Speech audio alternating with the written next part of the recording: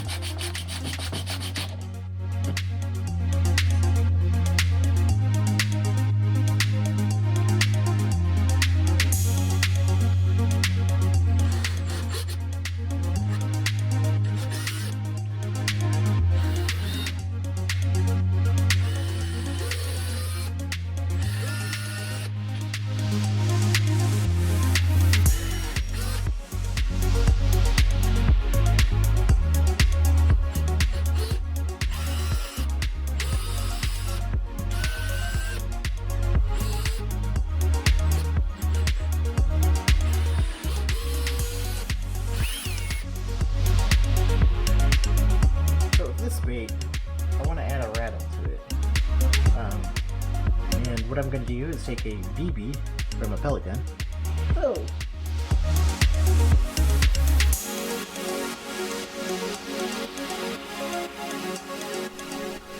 Now that we found the BB, we're going to go ahead and put the line ties part way in, just enough to kind of get a feel for which direction they're going in. This is so we can lay out where it is safe to drill for adding the rattle chamber in. Now the size hole you use is going to depend on the size BB or shot that you use. You're going to select it. You want to have a little bit of play in the BB and hole size. You don't want it to be tight because you want it to rattle around. So pick a big enough hole and kind of line it out like I did, and make sure you don't hit your line ties. So once we have the rattle chamber location selected, I'm actually going to go back and pre-drill this all the way through the bait with a small diameter bit that's too small for the rattle, and this is just a guiding hole. So what I'll do is I'll use that guiding hole to drill from both sides to meet up in the center. This way I don't blow out the wood on the other side of the bait, as if I would when I just straight drill through one side. So later on I actually figured out I made a mistake here, and I'll point that out as I get to the point where I'm starting to do the polycarbonate window for the rattle.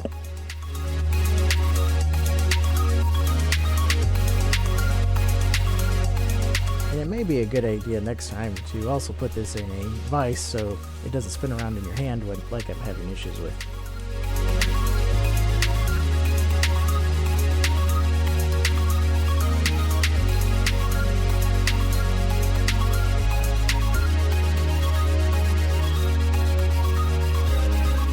So like I said, I drilled from both sides, and that kept me from blowing out one end of the piece of wood, as if I would have just drilled from one side all the way through. This gave me a nice clean hole. That's why I had to drill a pre-hole. And like I said, this was also a mistake I found out later, and I'll point that out when I show you how to make the shelf.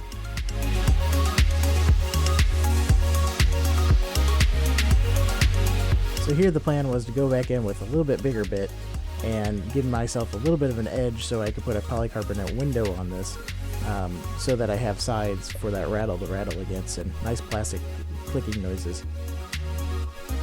Well, what happened is, because I already drilled the bigger hole, the even bigger bit didn't have a centering point, so it just kind of wanted to skate around. So I ended up having to kind of clean it up by knife and chisel, and that made it a little bit more messier than it needed to be. So if you start out doing this, make sure to drill your shelf first before you drill your full rattle chamber. And after you drill your shelf, you'll still have that centering hole to go back and drill your rattle chamber through, and that'll make everything a lot cleaner and easier.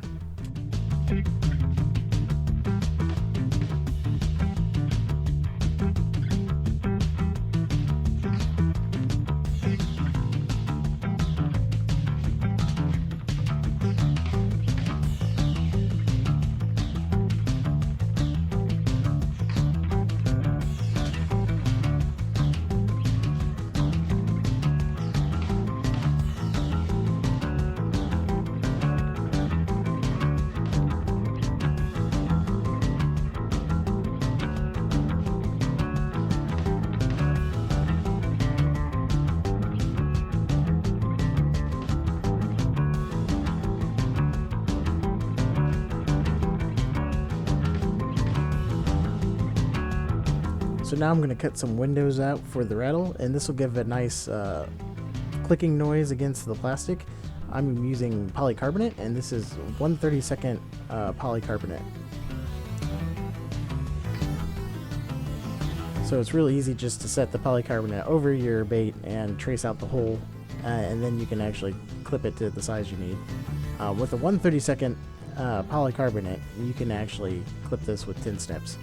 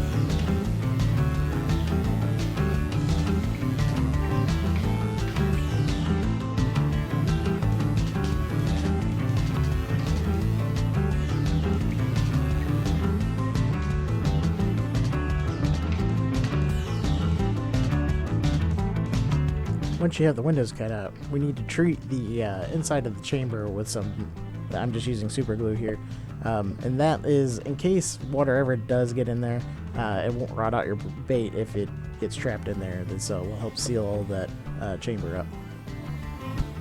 It will also give it a little bit more substance when it hits against it.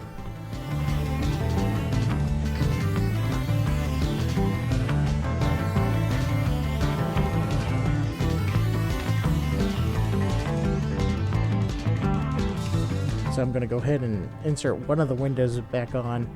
I'm not going to put the bead in yet. I'm not going to put both of them on at the same time. I'm going to put one of the windows on and make sure to let that super glue dry for a good long time, because you don't want to add the bead in and have it super glued to the side of the bait. Another thing you're going to want to make sure to do is seal all the edges with super glue. And then we're not going to have a flat surface from the wood to the polycarbonate unless you are really good at it. So we're going to actually put some putty back over the top of it and smooth everything out. So now that the super glue is dry, we're going to go ahead and add the BB in and then add the next window. We're going to have to be real careful when we're doing this so that we don't get too much super glue through the window and onto the BB. And I actually had that problem when I did this. You can see I go back and scrape out the BB, let it dry some more, and then I go back and put the window back on.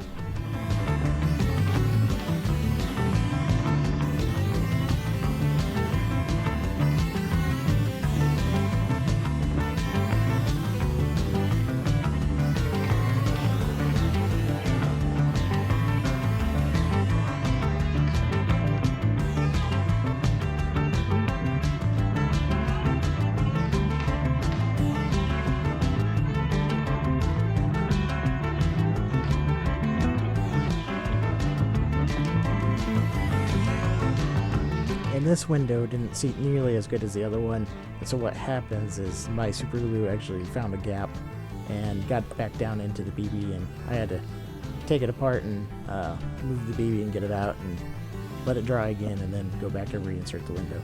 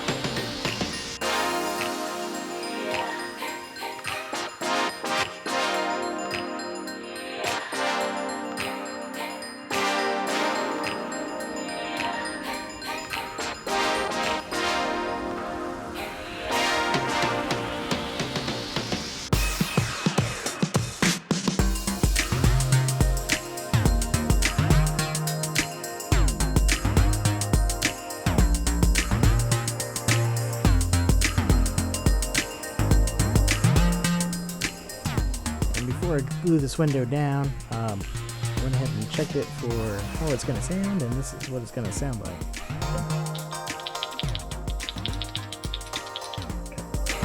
Now I'm going to glue that window down and make sure I, again, cover all the holes.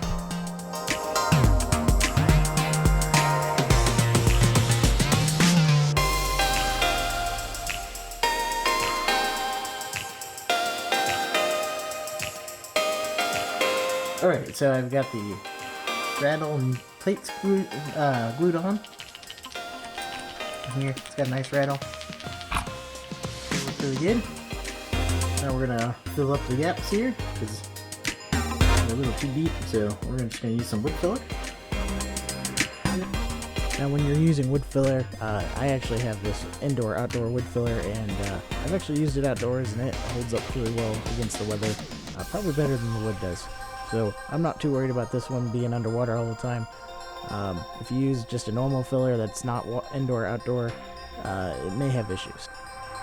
And I didn't show it here, but make sure you sand the wood filler off and get everything smoothed back again before you seal the bait.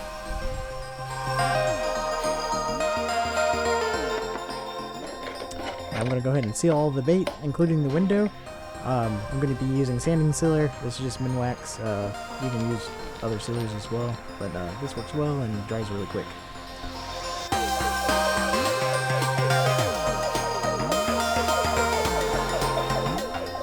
So make sure you sand in between sealing coats. I do about 2 coats of sealer, maybe 3 if I have to get real aggressive with the sanding. But make sure you get it all smooth before you start painting. We're going to move on to this painting side, and I'm not actually going to walk you through the painting steps because I didn't really care for the way this painting job came out. It ended up looking good. It just, I didn't like the steps I did to get to it. So, and I had a lot of go over, back and redo. So enjoy the rest of the show, and I've got some footage of this underwater at the end, and the final product at the end as well.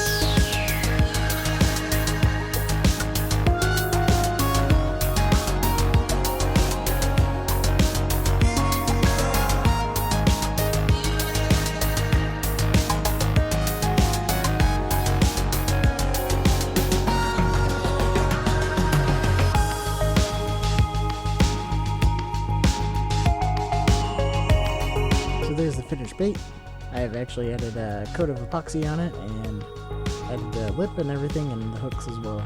It's ready to go.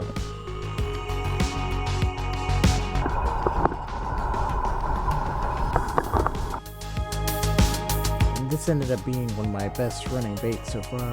The square lip actually worked really well on it, and it had a nice straight wobble to it. Thanks for watching. Hope you enjoyed this video. If you did, be sure and hit that thumbs up button so I know to make more videos like this. I'll continue to make some more lure making videos, and if you want to see other types of lures, just be sure and leave a comment and I'll try to get to them. Hope you all have a good year, and welcome to 2021.